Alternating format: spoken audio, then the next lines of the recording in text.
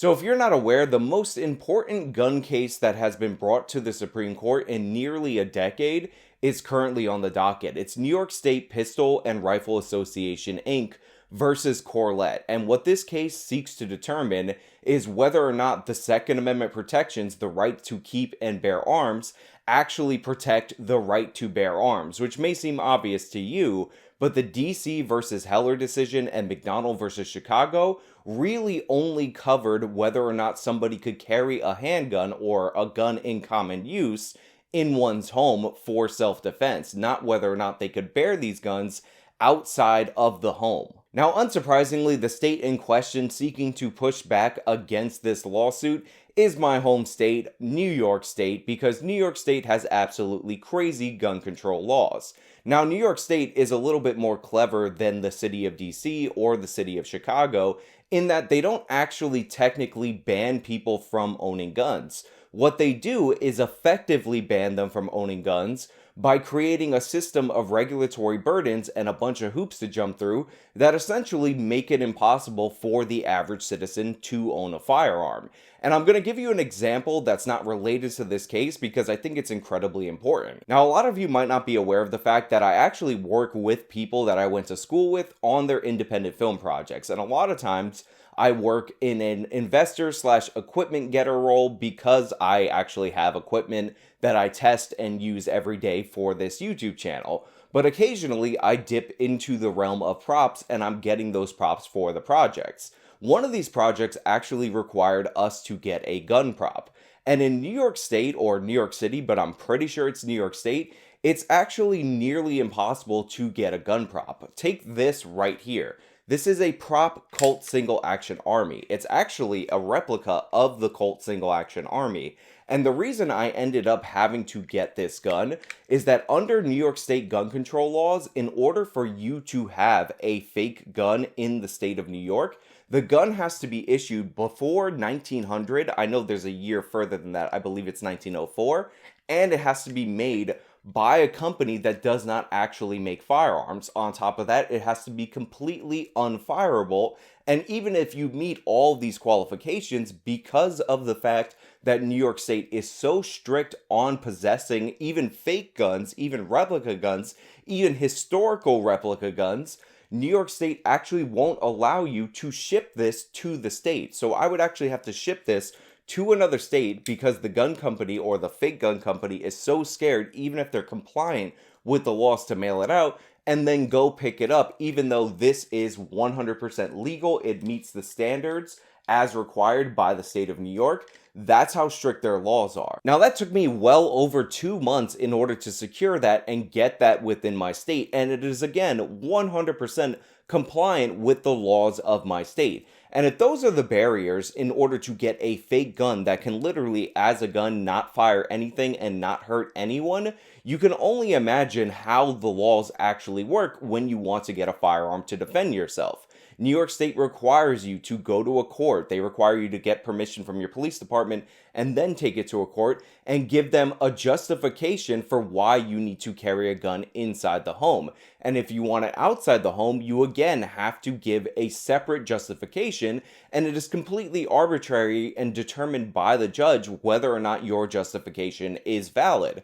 Also, citing the Second Amendment as your justification or self-defense, or the fact that you live in a high crime neighborhood, will almost certainly get your application for a permit to carry a gun outside of the home completely dismissed. We don't have open carry in New York. This is all for concealed carry, and concealed carry is effectively abolished unless you're in some kind of a security system, and even the regulations for security officers to be armed are incredibly stringent and difficult. So what this case is about is whether or not you can create barriers to the right to bear arms intentionally and purposely so that no average citizen can overcome these barriers and actually exercise their right to bear arms without violating the Second Amendment. Now, the Supreme Court has actually rejected about 10, maybe 12 of these cases that cover similar territory in prior sessions. And a lot of people speculate that the reason why the Supreme Court was not interested in hearing Second Amendment related cases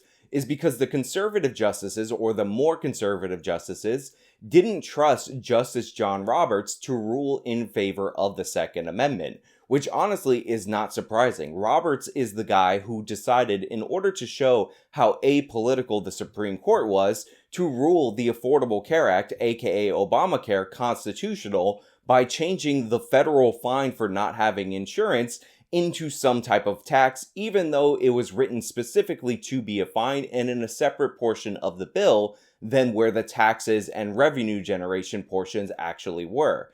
But now Amy Coney Barrett has been put on the Supreme Court, and she is considered to be a strong original intent person that is in the mold of Antonin Scalia or Clarence Thomas. So there's a lot of hope on the side of the Second Amendment advocates and a lot of dread on gun control experts on how this case is going to be ruled. And while I do want to say that that hope is warranted, that the court is going to rule the obvious, that the right to keep and bear arms actually is the right to keep and bear arms, I'm actually not that hopeful about this case. Now, there's a pretty good chance that they will rule against the state of New York and in favor of Second Amendment rights. But remember, Justice Kavanaugh had a lot of these questions about him prior to being confirmed on the Supreme Court. Remember that ruling that I talked about with Roberts? That was actually teed up for him in the lower courts by Justice Kavanaugh himself. He is considered a Republican justice, not necessarily an originalist or a constitutionalist. So this is where we could run into a lot of issues. And a bunch of those cases that were going to be taken forward by the Supreme Court, which by the way only requires 4 justices to be interested in hearing them, were also rejected by Justice Kavanaugh. So we might be set up for a 5-4 decision that essentially nerfs the Second Amendment's ability to protect you as an individual to keep and bear arms. Remember, this is the bear arms portion of it, outside the home. So we might actually get the trimming and the complete strangling of the Second Amendment from this case. And I believe that that is a possibility because I do not trust Justice Kavanaugh. I know a lot of people are going to point out that Gorsuch has been better than Kavanaugh, but remember, Scalia wrote the majority decisions in McDonald versus Chicago and DC versus Heller. Scalia and Gorsuch are pretty in line. They in fact picked Gorsuch based on the fact that his writing styles match Antonin Scalia somewhere close to 97 to 98%. So I think we're solid on the Gorsuch front. I think Amy Coney Barrett is no joke. She is the real deal, and she doesn't care about the politicization of the court. But I think Kavanaugh is the wild card in this scenario, and obviously Roberts is not to be trusted.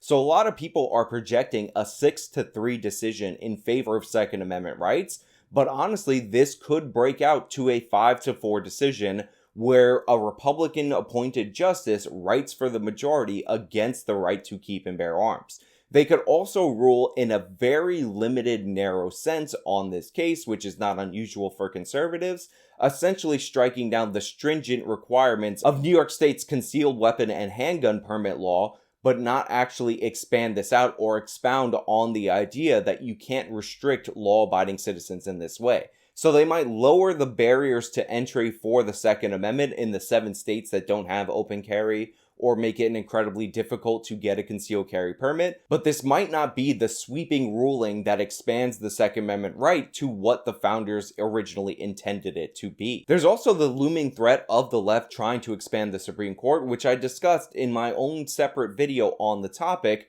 earlier on this channel, because remember, the point of threatening to pack the Supreme Court is not to actually do it. It's not to actually put a bunch of leftists on the court in order to get your way. It's to force the conservatives or the right-leaning people on the Supreme Court to kind of bend to the will of the left on certain key issues. And gun control could be one of those certain key issues. Also, if the court rules in favor of Second Amendment rights, as they should, because the Second Amendment is clear in its language, this could be a catalyst for the Democrats actually expanding the court. So we are at a risk right now with this case, which I do believe in and I do hope goes through, of the court either ruling in such a way because they're afraid under pressure that the court will be expanded if they rule the wrong way, which is actually the correct way, in favor of Second Amendment rights. So they do this, wow, look at how apolitical the court is. We had a bunch of people appointed by Republicans, and now they're going to destroy Republican priorities just to show how apolitical they are even though when you're doing something in response to the political branches of government threatening to undermine the legitimacy of the court,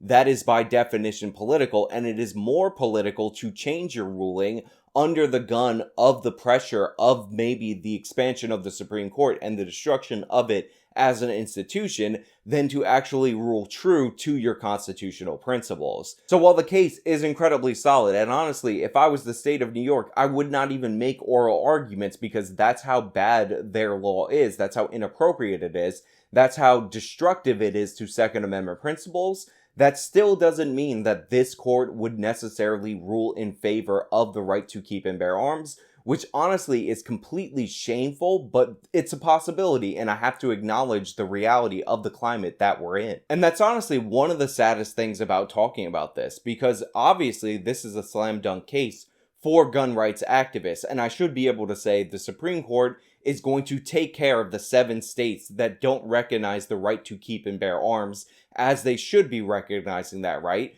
But instead, we have to talk about the overall climate surrounding the court. We have to talk about the threats of the court being packed, and we have to discuss the politics that are concerning to the justices on the Supreme Court that might influence their rulings, even though they should be principally aligned with Second Amendment principles. So while it should be a good day in America because the Supreme Court is actually hearing a Second Amendment case, and supposedly they have a 6-3 majority that should agree with the Second Amendment, those are my concerns. But let me know your concerns down in the comments below. If you like this video, then please show me by leaving a like. You can subscribe for more content. You can follow me on all my social medias. They are linked in the description of this video. You can support me via the support links, also in the description of this video. Thank you so much for getting me to 100K. This has been Sean Fitzgerald, blah, blah, blah.